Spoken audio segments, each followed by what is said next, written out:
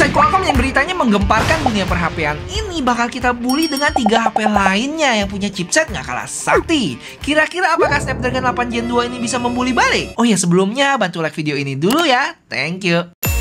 Jadi di tawaran ini gue bakal jalanin Antutu 6 kali, recording video, tes download, rendering 4K, dan stress test 3D Max. Dan langsung aja kita mulai tes ini dengan baterai 100%. Terus semua settingan gue samain ya, connect di wifi yang sama, brightness gue bikin auto.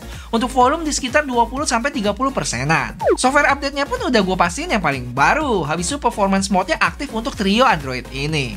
Oh ya, untuk suhu awal ada di sekitar 27-29 derajat. Dan setelah semua oke dan gak ada background apps yang jalan, langsung aja gue jalanin Antutu untuk 4 HP ini. 10 menit kemudian iPhone kelar duluan dengan skor 950 ribuan nih. Habis itu diikuti tipis oleh Xiaomi 12S Ultra dengan 1.070.000 dan iQOO 11 di 1.270 ribuan.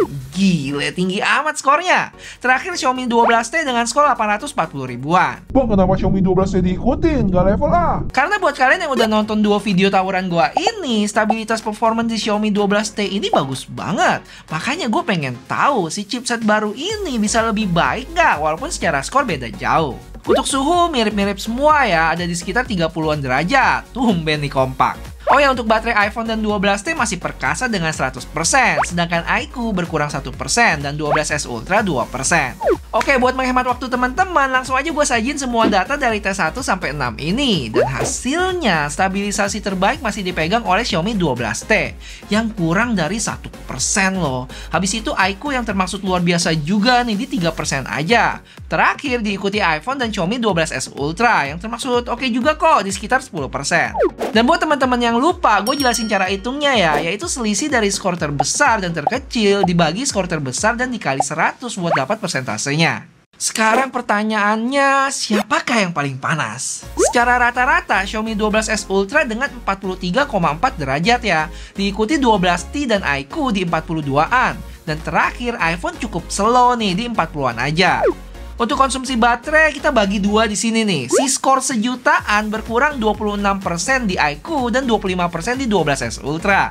Dan yang di bawah sejuta itu ada iPhone dan 12T, 17 dan 18%. Dari hasil ini terlihat kalau secara skor rata-rata terjadi peningkatan sekitar 23% dari Snapdragon 8 Plus Gen 1 ke Snapdragon 8 Gen 2. Oh ya, ngomong-ngomong skor Antutu, perlu teman-teman ketahui nih, kalau sebenarnya hasil skor iPhone dengan Android itu nggak bisa dibandingin secara langsung ya.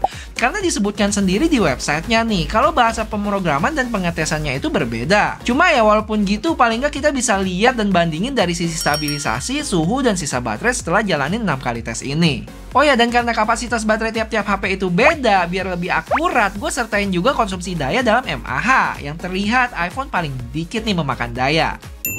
Apakah teman-teman kepo recording 4K selama setengah jam habis berapa sih? Dan seberapa panas? Ini jawabannya. Cukup mengejutkan ya, iQOO super hemat banget, berkurang 8%. Yang posisi hemat kedua cukup jauh di 12% oleh iPhone. Dan sisanya duo Xiaomi 14%. Untuk suhu tampaknya berbanding lurus sama persentase pengurangan baterai. Paling hemat dan adem ada di iQOO.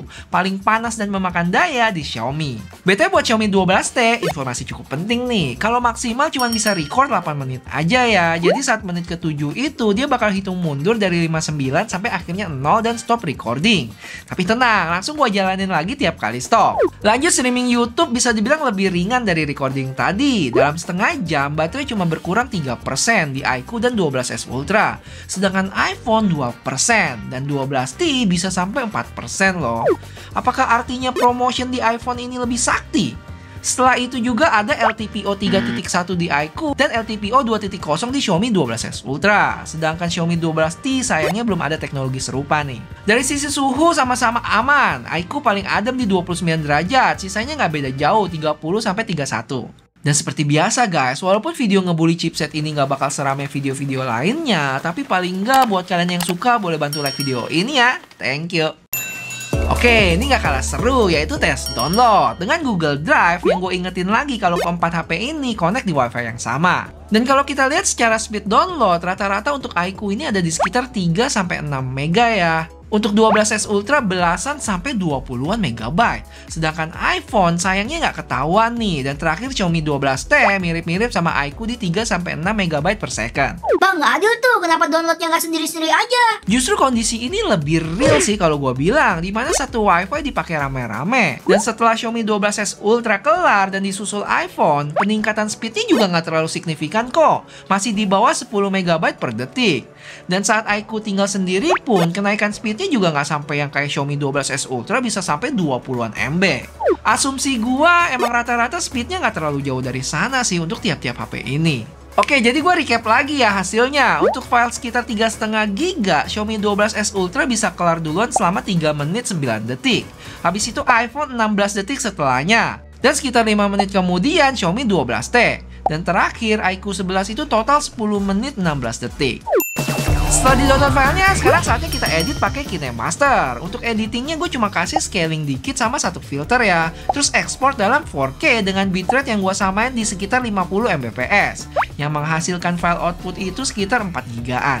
Dan hasilnya, iQOO bisa kelar duluan dengan posisi 12S Ultra masih di sekitar 70%-an. Dan habis itu iPhone dan Xiaomi 12T sekitar setengah jalan. Urutan selanjutnya, 12S Ultra kelar disusul sama Xiaomi 12T dan setengah menit kemudian iPhone. Untuk baterai nggak berkurang terlalu banyak sih, sekitar 2-4%. Jadi kesimpulannya, HP bersnapdragon 8 Gen 2 ini juaranya.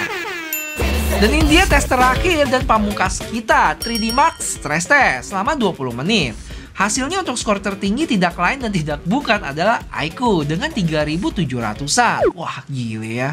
Habis itu beda 400 poin untuk iPhone di posisi kedua. Sedangkan beda 1000 poin di Xiaomi 12S Ultra. Dan yang paling kecil skornya adalah 12T. Tapi dia punya stabilisasi yang hampir maksimal di 99%-an. Untuk suhu paling rendah di iQOO 11 dan Xiaomi 12T. Sedangkan yang paling tinggi ada di Xiaomi 12S Ultra mencapai 44-an derajat. Sedangkan konsumsi baterai cukup bervariasi ya, dari 9 sampai 13%. Dan akhirnya posisi baterai untuk iQOO masih tersisa 46%, 12S Ultra 41%, iPhone paling hemat nih di 55%, dan terakhir Xiaomi 12T.